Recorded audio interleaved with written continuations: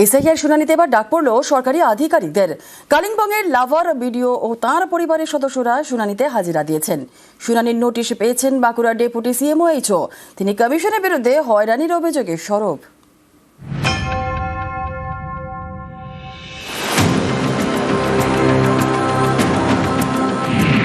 ভারতী চিক বড়াইক কালিম্পংয়ের লাভার BDO, বাড়ি জলপাইগুড়ির মেটেলিতে। BDO তার পরিবারের সদস্যদের শুনানিতে হাজিরার নোটিশ পাঠানো হয়। ভারতী চিক বড়াইক তার বাবা, ভাই ও বোনকে হিয়ারিংয়ের নোটিশ পাঠিয়েছে কমিশন। পরিবারের দাবি, তারা অনেক বছর মালবাজার মহকুমার জুরন্তি চা বাগান এলাকায় থেকেছেন। 1999 সালের মেটেলির হাসপাতাল পাড়ায় জমি কিনে বাড়ি তৈরি করেন। 2004 সালে ভোটার তালিকায় নাম ওঠে। তার আগে বারবার নাম তোলা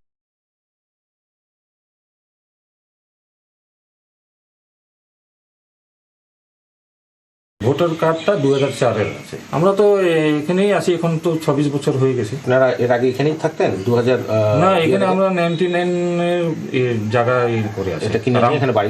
নিজে বাড়ি। আর আমাদের যত রিলেটিভ জুরন্তি বাগানে আছে। গোটা পরিবারের কয়েকজনকে ডাক দিয়েছে হিয়ারিং? 4 জনকে। বহু এরকম সরকারি আধিকারিক আছেন পশ্চিমবঙ্গের, এমন বহুত পঞ্চায়েত সদস্য আছেন, বহু পশ্চিমবঙ্গের এরকম অনেক পঞ্চায়েত সমিতির মেম্বার আছেন, তারা তৃণমূলের আমলে, বামফ্রন্টের আমলে এইভাবে ওপার থেকে এসে এইভাবে নাম তুলেছেন। এসআইআর না হলে আমরা এত কিছু জানতে পারতাম না। এসআইআর প্রক্রিয়ার মাধ্যমে স্বচ্ছ ভোটার তালিকা তৈরি হবে। নির্বাচন কমিশন যে নিজের খেয়াল খুশি মতো কাজ করছে, এটাই তার প্রমাণ। ওরা চাচ্ছে ভারতীয় নাগরিক কিভাবে কমানো যায়। যেহেতু ওর দাদারা সবাই ডিক্লেয়ার করেছে যে 1.5 কোটি নাম কাটতে হবে, তার জন্য ভিডিও বাদ করছেন না। যে সেনা কর্মী তারও নাম কাটা যাচ্ছে, যে পুলিশ কর্মী তাদেরও হিয়ারিং এর লিস্ট আসছে। নিজে ভিডিও বসে হিয়ারিং নিচ্ছে। তার যদি এই অবস্থা হয়, তাহলে সাধারণ নাগরিকের কি অবস্থা?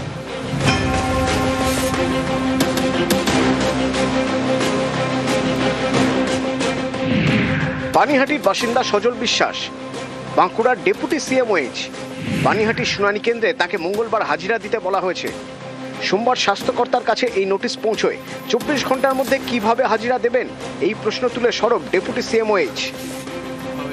আমি বাঁকুড়া জেলার একজন ডেপুটি সিএমওএইচ, দীর্ঘ 20 বছর সরকারি চাকরি করছি এবং গোটা জেলার দায়িত্বে আমি আছি। আমরা পুলিশ ভেরিফিকেশনের পরে কিন্তু আমাদের সার্ভিস কনফার্মেশন হয়, তাহলে তাদের আবার কিসের প্রমাণ দেখাতে হবে?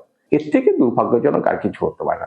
কালকে আমাকে সকালে যেতে হবে, কিভাবে যাওয়া হবে সেটাই তো এখন টিকিট আমাকে অ্যারেঞ্জ করে কিভাবে হবে আমাকে বন্দোবস্ত করতে হবে। এইসব অনেক হেডেক রয়েছে। জলপাইগুড়ি থেকে রকি চৌধুরী ও বাঁকুড়া থেকে প্রিয়ব্রত গোস্বামী, নিউজ 18 বাংলা।